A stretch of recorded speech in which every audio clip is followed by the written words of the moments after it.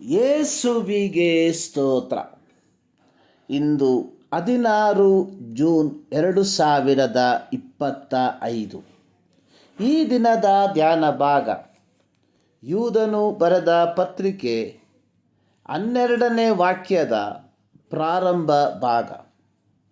ಇವರು ಸಮುದ್ರದೊಳಗಿರುವ ಗುಪ್ತವಾದ ಬಂಡೆಗಳಂತಿದ್ದು ನಿಮ್ಮ ಪ್ರೇಮ ಭೋಜನಗಳಲ್ಲಿ ಸೇರಿ ತಿಂದು ಕುಡಿಯುತ್ತಾರೆ. ನಿರ್ಭಯವಾಗಿ ಸ್ವಂತ ಹೊಟ್ಟೆಯನ್ನೇ ನೋಡಿಕೊಳ್ಳುವ ಕುರುಬರಾಗಿದ್ದಾರೆ.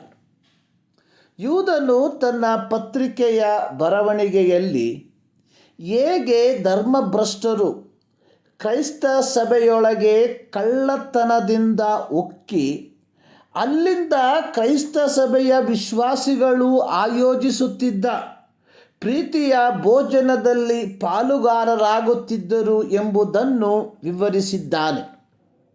ಆದಿಮ ಕ್ರೈಸ್ತ ಸಭೆಯ ವಿಶ್ವಾಸಿಗಳು ಸಭೆಯಾಗಿ ಕೂಡಿ ಬರುವಾಗ ಪ್ರೀತಿಯ ಭೋಜನವನ್ನು ಆಯೋಜಿಸುತ್ತಿದ್ದರು.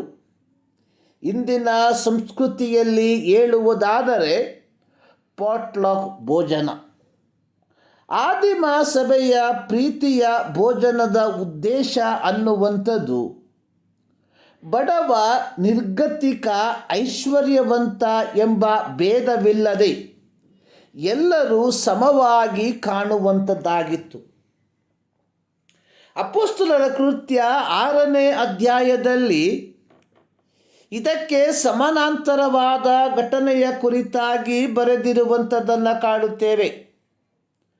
ಅಲ್ಲಿ ಗ್ರೀಕ್ ಭಾಷೆಯವರು, ಅಂದರೆ ಅನ್ಯ ಜನರಿಂದ ಕ್ರಿಸ್ತನನ್ನು ಅಂಗೀಕರಿಸಿದವರು, ಇಬ್ರಿಯ ಭಾಷೆಯವರ ಮೇಲೆ, ಅಂದರೆ ಯಹೂದ್ಯರಿಂದ ಕ್ರಿಸ್ತನನ್ನು ಅಂಗೀಕರಿಸಿದವರ ಮೇಲೆ ದಿನದ ಉಪಚಾರದ ವಿಷಯದಲ್ಲಿ ನಮ್ಮ ವಿಧವೆಯರನ್ನು ಸರಿಯಾಗಿ ಪರಾಂಬರಿಸುವುದಿಲ್ಲವೆಂದು ಗುಣುಗುಟ್ಟಿದರು.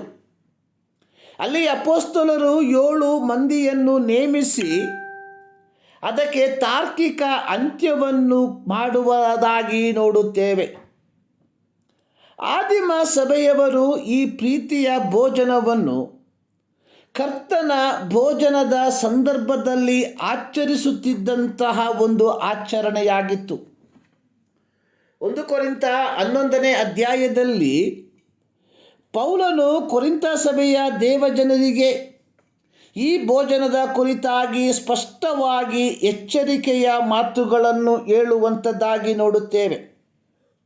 ನೀವೆಲ್ಲರೂ ಕೂಡಿ ಬರುವಾಗ ನೀವು ಮಾಡುವ ಭೋಜನವು ಕರ್ತನ ಭೋಜನವಲ್ಲ. ಭೋಜನವಾಗುವಲ್ಲಿ ಪ್ರತಿಯೊಬ್ಬರು ತಾನು ತಂದದ್ದನ್ನು ಮತ್ತೊಬ್ಬರಿಗಿಂತ ಮುಂದಾಗಿ ಊಟ ಮಾಡುತ್ತಾನೆ.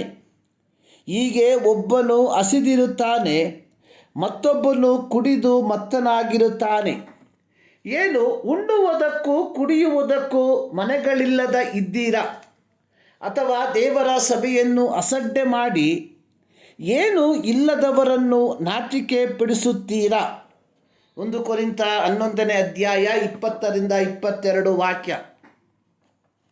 ಆದಿಮ ಸಭೆಯಲ್ಲಿ ಕಳ್ಳತನದಿಂದ ಒಕ್ಕಿದ ಧರ್ಮಭ್ರಷ್ಟರು ಯೂದನ ಪತ್ರಿಕೆ 4ನೇ ವಾಕ್ಯದ 2ನೇ ಭಾಗದಲ್ಲಿ ಬರೆದಿರುವಂತೆ ಇವರು ಒಬ್ಬನೇ ಒಡೆಯನು ಕರ್ತನೂ ಆಗಿರುವ ಯೇಸು ಕ್ರಿಸ್ತನನ್ನು ಅರಿಯದವರಾಗಿದ್ದು ಕಳ್ಳತನದಿಂದ ಸಭೆಯಲ್ಲಿ ಒಕ್ಕಿ ಆಂತರಿಕವಾಗಿ ಇವರಿಗೆ ಯೇಸು ಕ್ರಿಸ್ತನೊಂದಿಗೆ ಯಾವ ವಿಧವಾದ ಅನ್ಯೋನ್ಯತೆ ಇಲ್ಲದೆ ಇದ್ದಾಗ್ಯೂ ಬಾಹ್ಯವಾಗಿ ಈ ಪ್ರೀತಿಯ ಭೋಜನದಲ್ಲಿ ಭಾಗಿಗಳಾಗುತ್ತಿದ್ದರು. ಇದು ಅತ್ಯಂತ ಅತಿರೇಕದ ಅಥವಾ ನೀಚವಾದ ಧರ್ಮ ನಿಂದನೆಯಾಗಿದ್ದು ಇಂಥವರು ಆಧ್ಯಾತ್ಮಿಕ ಸಭೆಯ ಆಂತರಿಕ ಸೌಂದರ್ಯವನ್ನು ಹಾಳುಗೆಡುವಂಥವರಾಗಿದ್ದಾರೆ.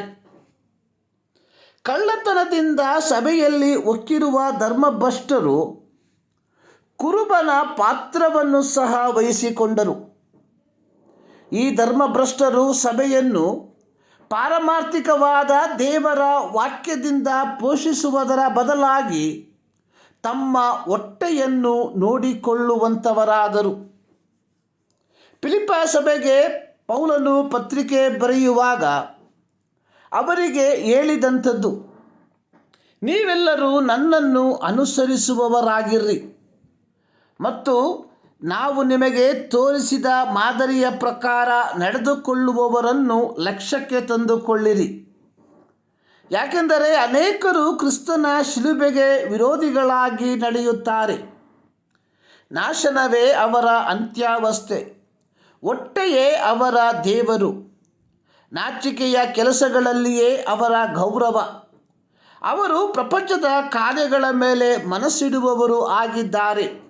ಫಿಲಿಪ್ಪಿ 3ನೇ ಅಧ್ಯಾಯ 17-19 ವಾಕ್ಯ. ಸಭೆಯೊಳಗೆ ಒಕ್ಕಿರುವ ಇಂತಹ ಧರ್ಮಭ್ರಷ್ಟರಾದ ದುರ್ಬೋಧಕರು ಸಮುದ್ರದೊಳಗಿರುವ ಗುಪ್ತವಾದ ಬಂಡೆಗಳಂತಿದ್ದಾರೆ ಎಂಬುದಾಗಿ ಯೂದನು ಹೇಳುವಂಥವನಾಗಿದ್ದಾನೆ.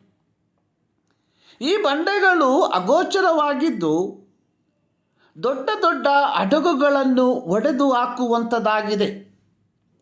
ಹಾಗೆಯೇ ಕಳ್ಳತನದಿಂದ ಸಭೆಯೊಳಗೆ ಒಕ್ಕಿರುವ ಈ ದುರ್ಬೋಧಕರು, ಇವರು ಆಧ್ಯಾತ್ಮಿಕ ಅಪಾಯವನ್ನು ಸಭೆಗೆ ಅಥವಾ ವಿಶ್ವಾಸಿಗಳಿಗೆ ತಂದೊಡ್ಡುವಂಥವರಾಗಿದ್ದಾರೆ. ಯೂದನು ಈ ಪತ್ರಿಕೆಯ ಮೂಲಕ ದೇವಜನರಿಗೆ ಎಚ್ಚರಿಕೆ ಪಡಿಸುವಂಥದ್ದು, ನೀವು ಹೊಂದಿಕೊಂಡಿದ್ದ ರಕ್ಷಣೆಯನ್ನು ಕಡೆಯ ತನಕ ಕಾಪಾಡಿಕೊಳ್ಳುವುದಕ್ಕೆ ಹೋರಾಡುವಂಥವರಾಗಿರಬೇಕು ಎಂಬುದಾಗಿ. ಪ್ರಿಯರೇ, ಅತ್ಯಂತ ನೈಜ ಸತ್ಯ ಅನ್ನುವಂಥದ್ದು ಇಂದು ನಾವು ಕಾಣುವಂತಹ ಅನೇಕ ಬೋಧಕರಿಂದ ಯೇಸು ಕ್ರಿಸ್ತನಿಗೆ ಎಷ್ಟರ ಮಟ್ಟಿಗೆ ಪ್ರಯೋಜನ ಉಂಟಾಗಿದೆಯೋ ಎಂಬುದು ತಿಳಿಯದ ವಿಚಾರ. ಆದರೆ ಯೇಸು ಕ್ರಿಸ್ತನ ಹೆಸರನ್ನು ಹೇಳಿಕೊಂಡು ಲಾಭವನ್ನು ಸಂಪಾದಿಸಿಕೊಂಡವರು ಬಹುಮಂದಿ. ಇಲ್ಲಿ ಅತ್ಯಂತ ದುಃಖಕರವಾದ ಸಂಗತಿ ಎನ್ನುವಂಥದ್ದು, ಇಂತಹ ದುರ್ಬೋಧಕರಿಗೆ ಲಾಭ ಮಾಡಿಕೊಟ್ಟದ್ದು ಅಮಾಯಕರಾದ ವಿಶ್ವಾಸಿಗಳು. ಪ್ರೀತಿಯ ಅಮಾಯಕ ವಿಶ್ವಾಸಿಗಳೇ, ಇನ್ನಾದರೂ ಎಚ್ಚೆತ್ತುಕೊಳ್ಳಿರಿ. ಈ ಮುಂಜಾನೆಯಲ್ಲಿ ದೇವರು ನಿಮ್ಮನ್ನು ಆಶೀರ್ವದಿಸಲಿ.